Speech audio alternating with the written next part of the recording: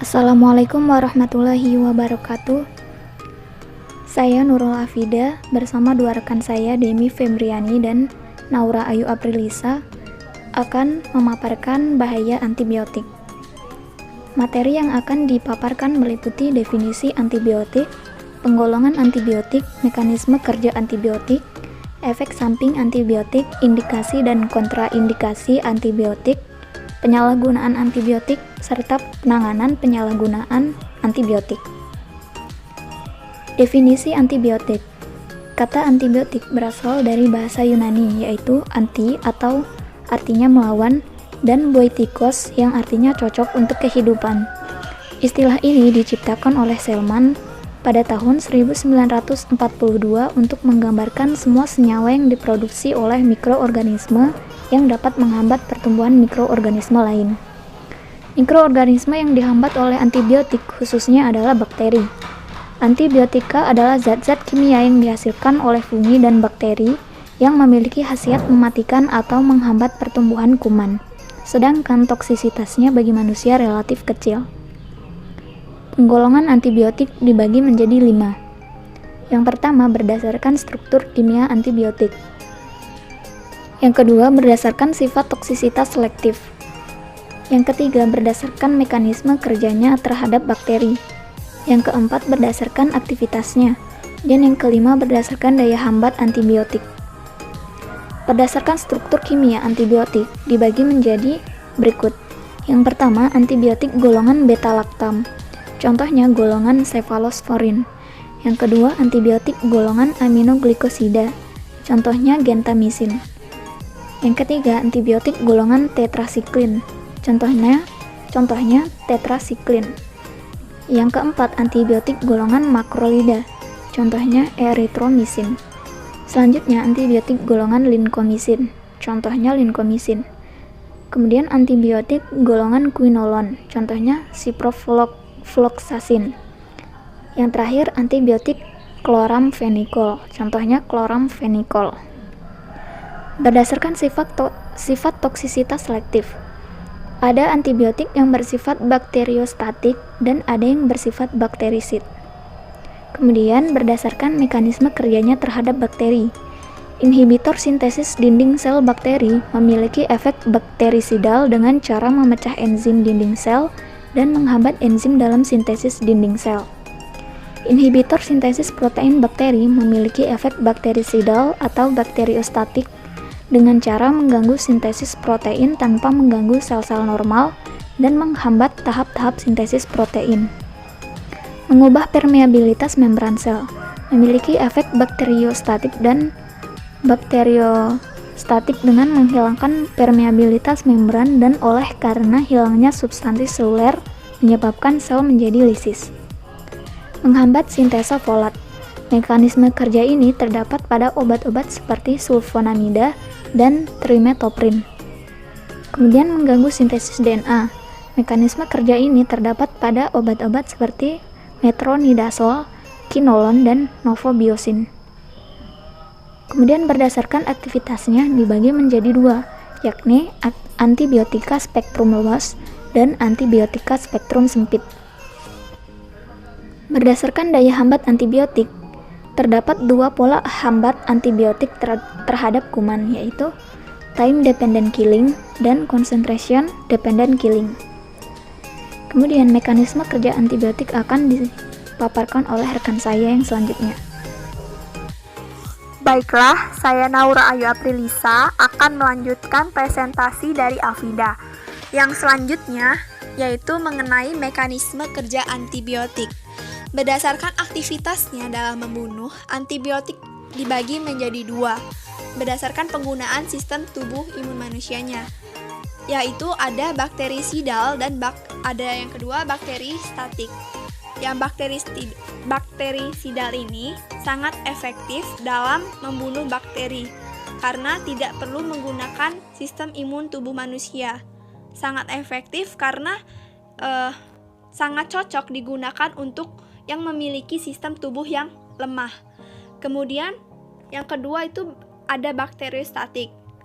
Dia bekerja menghambat pertumbuhan bakteri dengan memanfaatkan sistem imun tubuh manusia. Obat bakteriostatik yang khas adalah tetrasilin, sulfonamid, dan clindamycin. Berdasarkan mekanisme kerja, antibiotik dibagi menjadi 5 jenis, yaitu yang pertama, penghambatan sintetis dinding bakteri, kedua, penghambat membran sel, ketiga, penghambatan sintetis protein di ribosom, keempat, penghambatan sintetis asam nukleat, dan yang kelima, penghambatan metabolik atau antagonis folat. Yang selanjutnya yaitu penghambatan sintetis dinding bakteri. Mekanisme yang terjadi yaitu tekanan osmotik dalam sel kuman ini lebih tinggi daripada luar selnya. Maka, kerusakan dinding sel kuman akan menyebabkan terjadinya lisis, yang merupakan dasar efek bakterisidal pada kuman yang peka. Antibiotik yang termasuk dalam golongan ini adalah penisilin, cefalosporin, bacitracin, vancomycin, dan sikloserin. Selanjutnya, yang kedua yaitu penghambat membran sel. Mekanisme yang terjadi yaitu kerusakan membran sel menyebabkan keluarnya berbagai komponen penting dari dalam sel mikroba, yaitu protein, asam nukleat, nukleotida, dan lain-lain. Antibiotik yang termasuk golongan ini ialah polymyxin, golongan polyen, dan antimikroba kemoterapeutik. Yang ketiga yaitu penghambatan sintetis protein di ribosom. Antibiotik yang termasuk dalam golongan ini ialah aminoglikosid, makrolid, rincomycin, tetracycline, dan chloramphenicol. Yang keempat yaitu penghambatan sintesis asam nukleat. Antibiotik yang termasuk dalam golongan ini ada dua, yaitu rifampicin dan golongan quinolone. Yang kelima yaitu penghambatan metabolik antagonis folat. Nah, dengan mekanisme kerja ini diperolehlah efek bakteriostatik. Dari masing-masing golongan terdapat mekanisme kerja farmakokinetik, kintetik, farmakodinamik, serta aktivitas antimikroba yang berbeda-beda. Perbedaan ini menyebabkan perbedaan kegunaan di dalam klinik. Karena perbedaan ini juga, maka mekanisme resistensi dari masing-masing golongan juga mengalami perbedaan.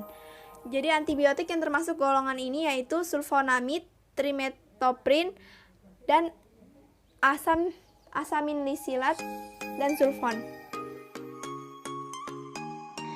Saya Demi Febriani akan melanjutkan presentasi seperti yang telah dijelaskan teman saya tadi, bahwa mekanisme kerja antibiotik ini terbagi menjadi 5 golongan, yaitu antibiotik penghambat sintesis dinding bakteri, antibiotik penghambat membran sel, antibiotik penghambat sintesis protein di ribosom, antibiotik sintesis asam nukleat, dan antibiotik penghambat metabolik atau antagonis folat. Nah, jadi tempat pada tiap masing-masing antibiotik ini terdapat di sini seperti yang telah ditunjukkan pada gambar. Nah, gambar ini ibaratkan sebuah bakteri yang telah dibelah secara melintang. Nah, ini untuk aktivitas penghambat antibiotik metabolik, kemudian ini untuk membran sel, sintesis dinding sel, penghambat sintesis protein, dan penghambat sintesis DNA yang terdapat di ribosom. Nah, untuk antibiotik ini bekerja dengan cara menghalangi proses penting yang dilakukan oleh bakteri, sehingga sebagai hasil akhirnya antibiotik dapat membunuh bakteri atau menghentikannya untuk membelah diri. Nah, ketika bakteri lemah dan tidak berkembang biak, maka antibiotik akan membantu sistem kekebalan tubuh untuk melawan infeksi bakteri dengan tuntas. Yang selanjutnya yaitu ada efek samping antibiotik. Nah, efek samping antibiotik ini pada masing-masing dari tipe dan golongan antibiotik kemungkinan menimbulkan efek samping pada sebagian orang. Nah, sebagian efek samping yang ditimbulkan lebih umum terjadi di tipe atau golongan antibiotik tertentu. Nah, efek samping penggunaan antibiotik terbagi menjadi efek samping umum dan efek samping khusus. Untuk efek samping umum menyebabkan sakit kepala ringan, diare ringan, dan mual. Sedangkan untuk efek samping khusus menyebabkan muntah, diare hebat, kejang perut, reaksi alergi, seperti gatal, bilur merah, dan lain-lain. Nah, reaksi alergi antibiotik ini terbilang jarang terjadi. Namun, ketika muncul, reaksi alergi antibiotik biasanya berat dan berbahaya. Sebagian orang yang memiliki reaksi alergi antibiotik dapat mengalami komplikasi berat berupa shock, anafilaktik, dan sindrom Stevens-Johnson. Kemudian, untuk yang selanjutnya yaitu terjadi bercak putih pada lidah, dan yang terakhir yaitu gatal dan bilur merah pada vagina. Nah, penggunaan antibiotik ini dapat mengurangi jumlah bakteri baik di dalam tubuh. Ketika jumlah bakteri baik tersebut berkurang, maka jamur akan mudah tumbuh, seperti jamur Candida yang menyebabkan gatal-gatal pada vagina.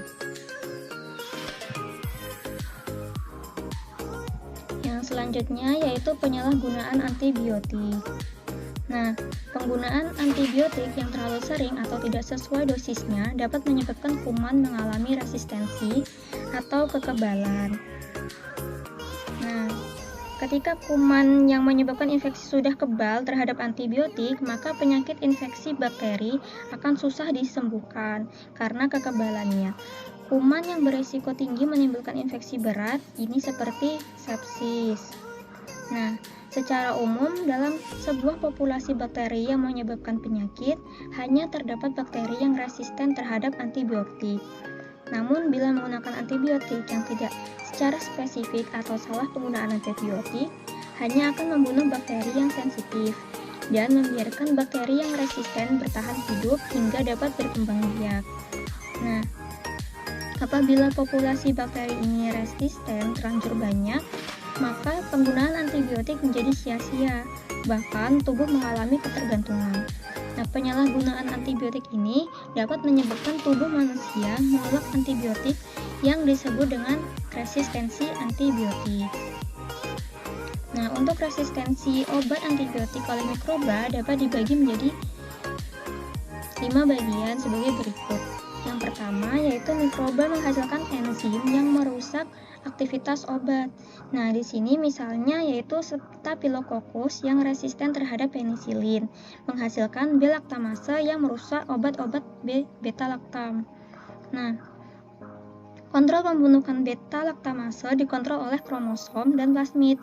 Nah, nafkilin tahan terhadap beta-laktamase karena cincin beta-laktam ini dilindungi oleh rantai samping R. Kemudian, yang kedua yaitu mikroba mengubah permeabilitas terhadap obat. Nah, misalnya resistensi ini muncul dengan perubahan permeabilitas pasif dan juga tidak adanya transport aktif terhadap tetrasiklin. Nah, resistensi ini muncul dipengaruhi genetik. Kontrol resistensi oleh plasmid juga dapat resistensi terhadap obat golongan lain. Kemudian yang ketiga ada mikroba mengembangkan suatu perubahan terhadap struktur sasaran bagi obat. Nah, misalnya yaitu berubahnya struktur protein reseptor pada ribosom 30S yang menyebabkan mikroba resisten terhadap golongan aminoglikan. Yang selanjutnya yaitu mikroba mengembangkan perubahan jalur metabolik yang dihambat. Misalnya yaitu bakteri yang resisten oleh sulfonamides ini tidak memerlukan PAB ekstraseluler di mana awalnya bakteri ini sangat membutuhkannya. Kemudian yang selanjutnya ada mikroba mengembangkan perubahan enzim yang tetap dapat melakukan fungsi metaboliknya, tetapi lebih sedikit dipengaruhi oleh obat. Nah, untuk asal-asal resistensi di atas ini dapat bersifat genetik maupun non-genetik. Yang non-genetik dapat berasal dari berubahnya bentuk suatu mikroba menjadi inaktif sehingga resisten terhadap obat-obat yang kerjanya pada proses replikasi bakteri. Sedangkan genetik dapat diturunkan dari mikroba satu keturunannya melalui mutasi kromosom atau dari satu mikroba ke mikroba lain melalui plasmid. Resistensi silang saja terjadi dari satu jenis antibiotik ke jenis lain. Nah, misalnya suatu mikroba resisten terhadap suatu jenis antibiotik dapat resisten terhadap jenis yang lainnya. Nah, reaksi silang ini dapat terjadi pada jenis-jenis yang berhubungan secara kimia maupun tidak. Nah, untuk penanganan penyalahgunaan antibiotik ini kita dapat melakukan 4 langkah, yaitu yang pertama, pastikan Anda mengonsumsi antibiotik sesuai dengan resep dan pengawasan dokter. Yang kedua, konsumsi antibiotik tidak boleh dihentikan secara mendadak walau gejala infeksi yang dirasakan sudah hilang, karena dapat menyebabkan resistensi bakteri. Yang ketiga, hindari mengonsumsi antibiotik yang diresepkan untuk orang lain dan jangan memberikan antibiotik Anda kepada orang lain. Dan yang terakhir, berkonsultasilah dengan dokter.